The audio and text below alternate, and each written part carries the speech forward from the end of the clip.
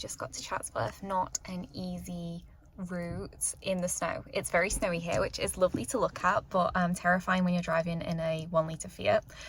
So a bit of a crazy drive here. I feel sick because I feel like I was holding so much tension in my body when I was driving, because I was just so anxious. So just glad I'm here now, but I need to go because I'm running a little bit late. But yeah, I'm excited to see all the Christmas decorations. Yay!